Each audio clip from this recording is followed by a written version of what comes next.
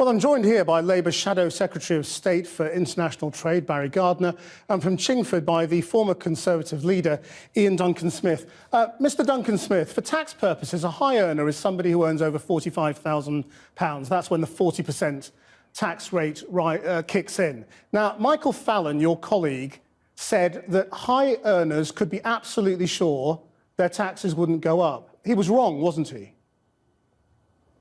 No. So that's a guarantee that they won't go up? I'm not in, look, I'm not in government, so I'm going to tell you what I understand this to be. So how do you know? What Michael Fallon was saying quite kept...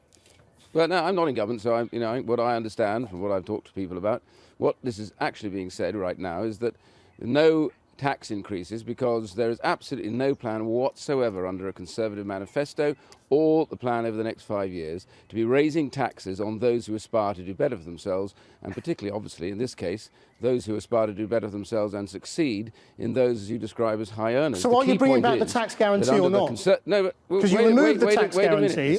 Is it back or not? How about letting me answer, Christian, how about letting me answer the question, OK? Well, how about answering the question? The key Conservative plan, I'm answering the question. The plans here are very clear. We have been lowering tax. 31 million people have had a lower tax bill.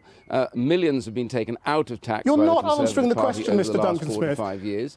And here is the key. There is no reason for us to therefore raise those taxes, and Theresa May has made it clear. That is not what I asked you. It is the aspiration of the Conservative Party over the next 5 years. Are you just going to keep talking, or are you going to answer my question? Down for those who are hard-working families. We'll be lowering their taxes. So he is right. Theresa May has made that clear today, as I understand it, which we have absolutely no plans to be raising their taxes. I think that makes sense. Barry Gardiner, can you guarantee that somebody earning £45,000 will not face higher taxes under a Labour government? Yes, absolutely. We've made it very clear. 55,000? 55,000, 65, 75. We have said that anybody who is earning up to £80,000 will not pay any more in personal income tax or in national insurance contributions or in VAT IFS. under our government. Right. And we will guarantee that, as we have done in our manifesto, for the next 5 years. I just want to pick up on one thing, though, that Ian said. He said that they were the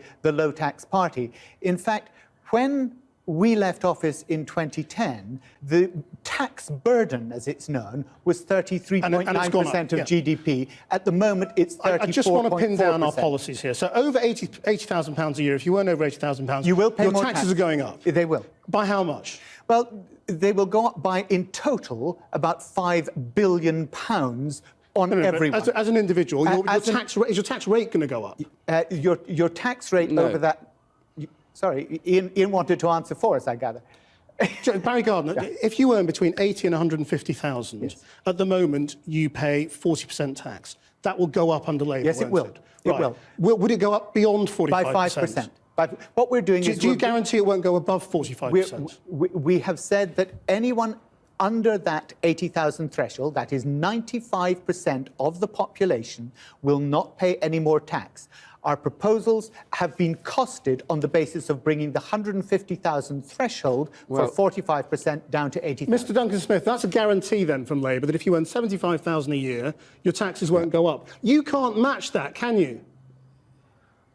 Yeah, I tell you what we can match categorically is this position. The IFS has made it absolutely clear that the Labour plans for raising money leaves them at least a third short of the money they will require. And the IFS, independent IFS, has said Labour will have to raise more taxes. And what we've discovered is a thing we now call, and the IPPR, a left-of-centre think tank, calls the garden tax, which they snuck away in their book, didn't tell anybody about, and that means the land value of houses, particularly here in London and the South East, will have a massive tax slapped on them. It's about a 224% rise in their council tax bill. That is an enormous rise on people who've worked hard, bought their homes, and want to actually be able to live in those homes. It's absolutely not true. Look, the extraordinary thing about this you have a land tax to slap on is them. that their policy is in absolute chaos. We are the only party that has has put our policies you have a land tax, to the test. Which the IPPR calls a garden tax. Ian, if you would kindly be so courteous as just to close your mouth for a second to let me answer the question that was put to me, not by you, but by our interviewer. Answer the question, Barry. Stop waffling. Right. we are the only party that has actually funded our proposals clearly. We have set Well, it out, that's a and big claim. You haven't funded them because independent economists say you haven't funded them all. Sorry. We have put out the 48.6 You haven't funded your billion. utilities plans. You don't know how you're going to pay for it. Oh, yes, we do. Of course we do. You're going to borrow. Of course. What we're doing to do that, it's a bond. It's an equity for bond swap. You're going to borrow it. You understand that it doesn't count towards the deficit because you've got an income stream that pays the interest on the bonds. You know the finance is better than that to say that. Now, I know it's borrowing, is what I'm saying. Of course it is, but it doesn't add to the deficit, is exactly the point that I made. We've got to leave it there, I'm afraid. Barry Gardiner, thank you for coming in. And Ian Duncan-Smith, thank you.